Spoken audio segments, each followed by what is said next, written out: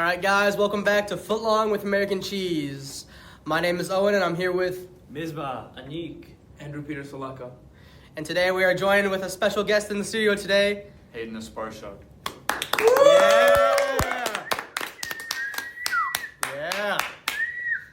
Yeah. All right, so today we are covering period 6 in American U.S. history. American U.S. history? American U.S. history. You know, we're going to stick with it. American U.S. history. It could be American Canadian history or American Mexican history. Canada doesn't exist. Or American British history. Or Canadian American history. Canadian? That is true. Yeah. Last episode we went over the Civil War and Reconstruction. Today we're going to be following the period after that, period 6. Conflicts was still the Reconstruction era in this period, more towards the end. The conflict was that the North wasted a lot of money during Reconstruction, even because it didn't really leave any lasting effect. Correct me if I'm wrong, but this period has a lot more to do with manifest destiny and westward expansion. But we want to wrap up the last period a little bit. I know. Uh-huh. I was there for that What timeline? Like what time period is this? 1865 to 1898. This is this market revolution too. Yeah, market Speak revolution. a bit louder. Sorry. There you go. There you go. Attaboy.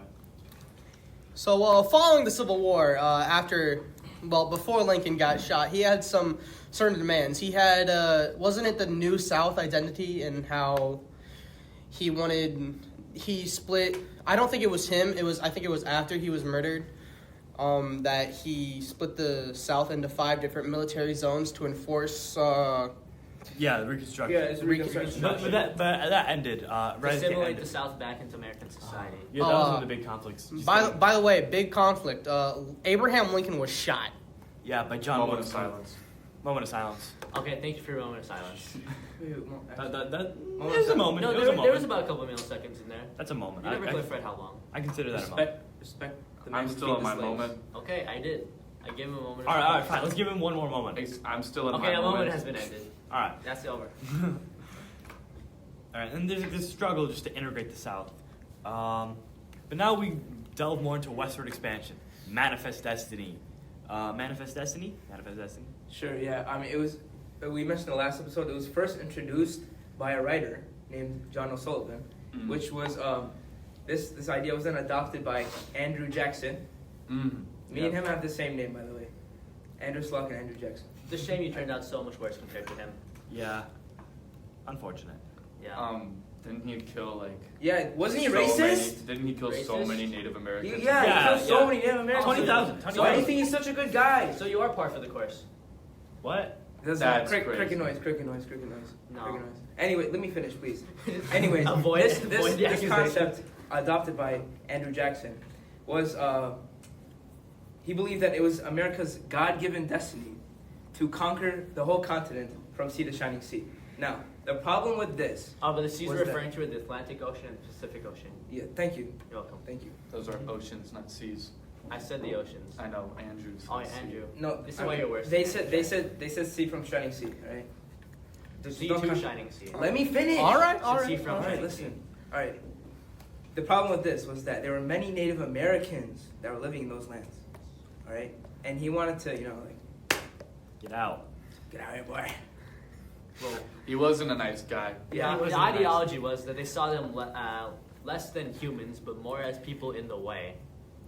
Yeah, no, not even people lets in the the trail of fear. objects in the Yeah, way. they were impeding with American. I'm using quotations right now because the Americans he's referring to are white people, Yeah. and obviously the new black people that were integrated with the Reconstruction amendments. Still not quite Andrew though. Jackson They still don't have all the was right stuff. He viewed them as That's objects just in the way. context you're doing. That's, he's not really in this. Andrew Jackson just kind of gives me angry Southern grandpa vibes. Yeah. Like, little racism mixed with like a bad temper. I can definitely see him having a cane. Did we come to Yeah. a compromise? No, he did have a cane. He I beat know, his- he I beat know his that's why I'm assassinate. saying it makes sense in my head. Yeah, he beat someone with his cane, which is I think that's very characteristic of him. I But yeah, with agree. this following Reconstruction and the New South, one of the main ideas of the New South was industrialization, and industrialization swept the entire country into what is now known as the Gilded Age. The Gilded Age was a period of large industrialization and urbanization, especially in the North.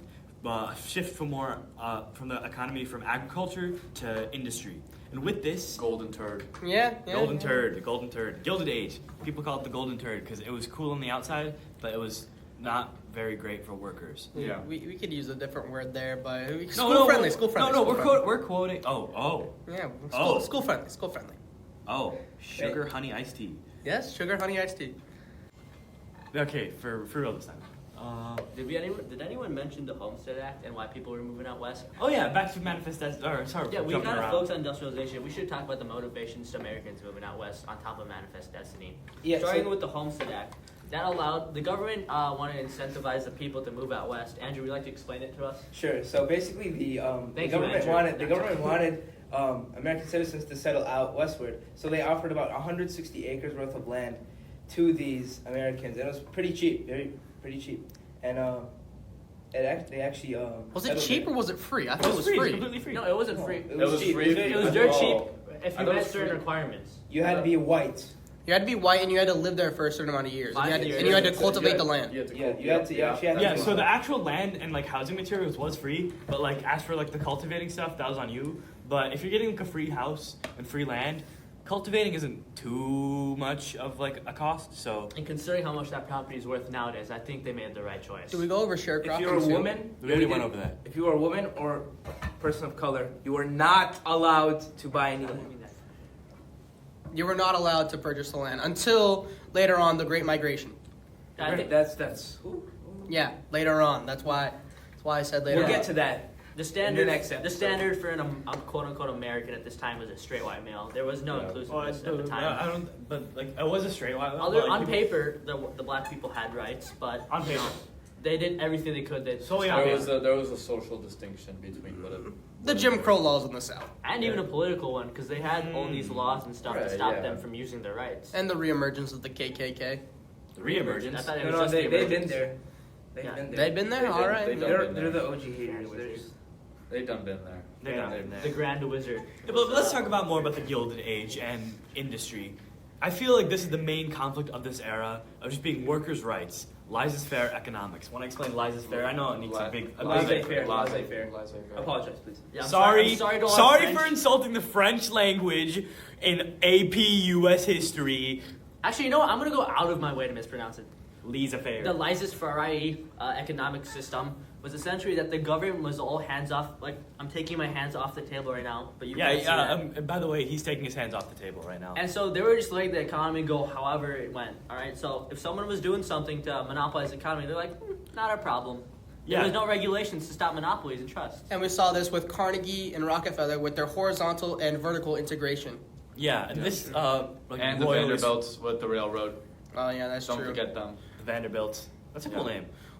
And the Vanderbilt monopoly on the railroad actually gave rise to commercial farming and took away from. I'd say it was the one that people were like the most pressed about. Especially people the- were especially the impressed farmers. about. No, but like, anyways, these laissez-faire policy by the government led to a lot of conflict, as these monopolies could fully just run every other business out of business. For example, Rockefeller, was it Carnegie Oil? No, Rockefeller Oil pushed many other Now, oil Carnegie suppliers. had the steel company, right? Yeah, Carnegie had steel. Carnegie and Steele both have that E sound, which is how you remember them. Yeah. Shout out to Mr. Fletcher. Yeah, this really characterized the conflicts of this era. Just the struggle for lower, smaller businesses to topple these larger businesses, and with no help from the government at all. And they just raised their prices whenever they wanted to. Yeah.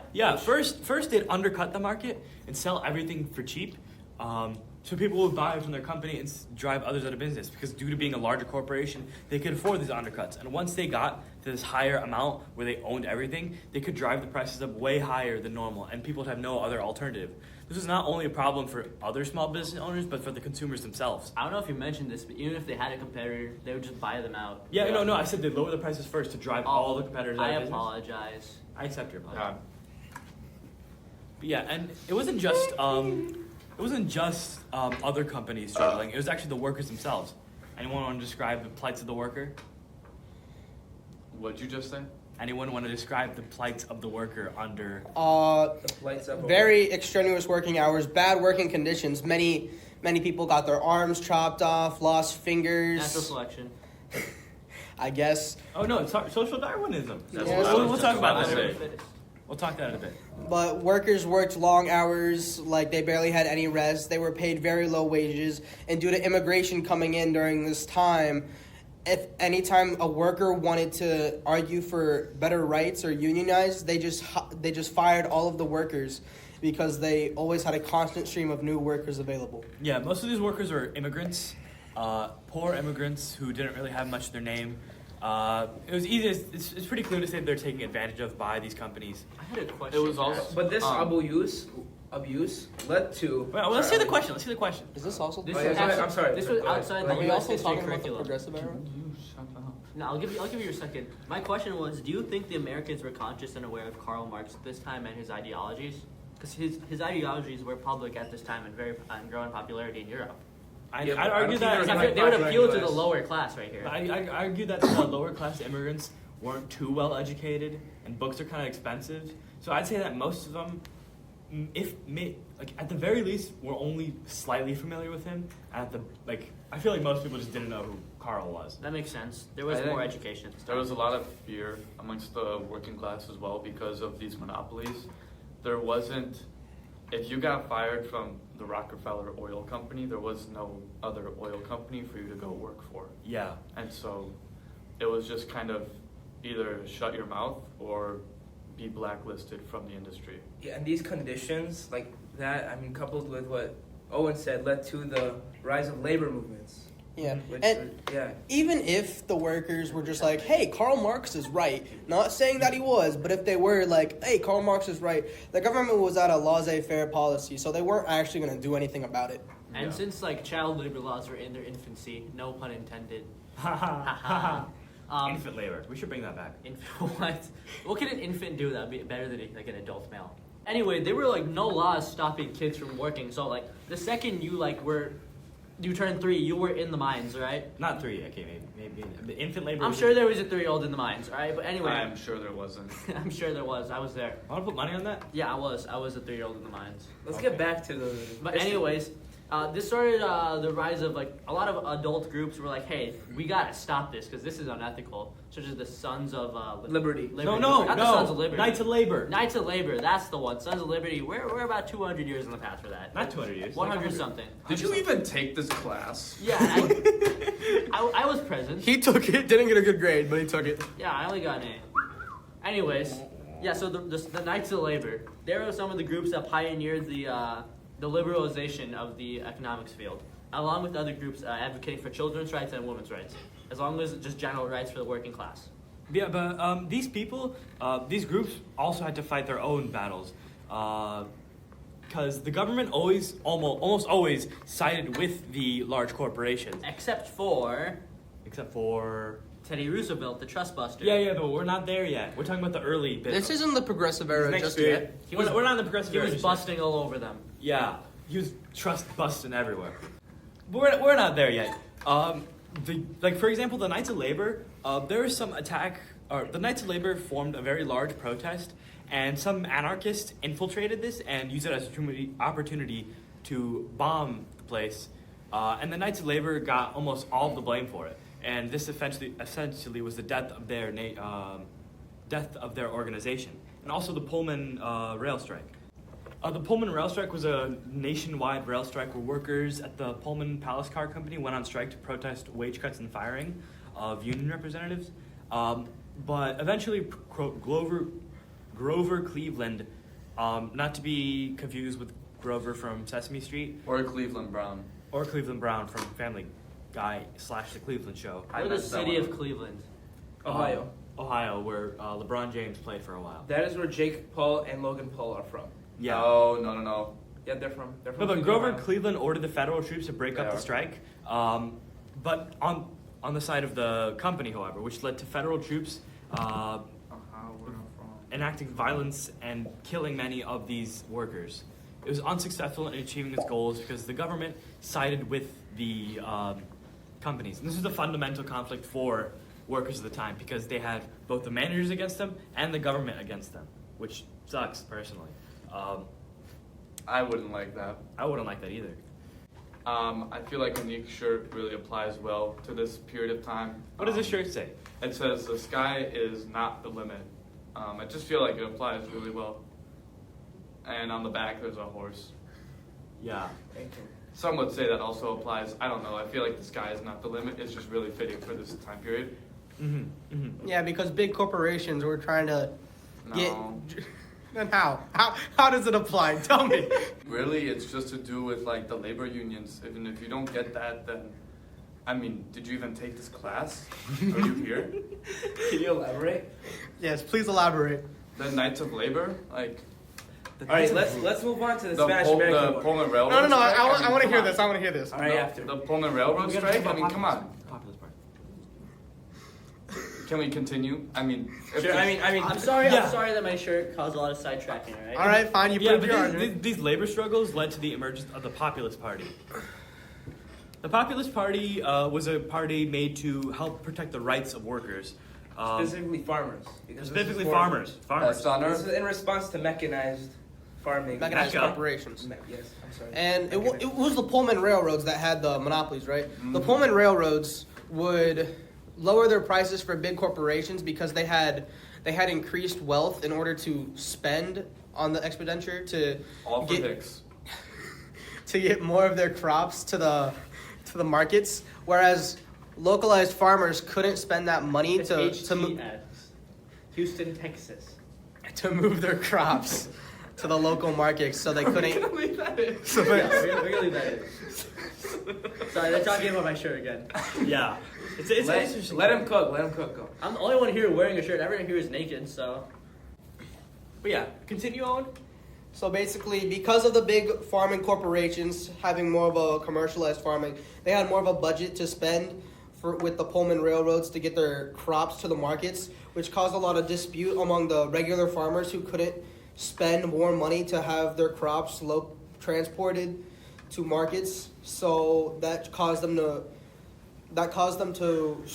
Start the Populist Party. start the Populist Party, and also the Pullman Railroad strikes in order for set wages in the railroad, which is the first instance of which the government breaks the laissez-faire policies and actually protects the workers. Yeah. And Though the Populist Party was aiming to end a lot of the conflict for the workers, they also kind of started another one by advocating for heavy anti-immigration policies. A big problem with this labor union was that there was a lot of available labor in the form of immigrants. So that meant that workers were very disposable, and as such, they got lower wages.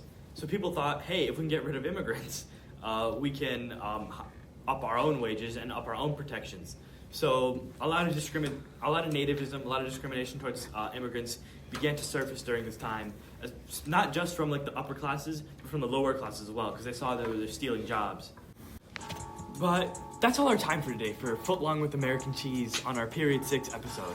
Be sure to tune in to our next time for our Period 7 discussion, where we'll be talking about both world wars and the Great Depression, along with the New Deal. The Roaring 20s. The Roaring 20s. Hope you guys are excited. See you guys next time.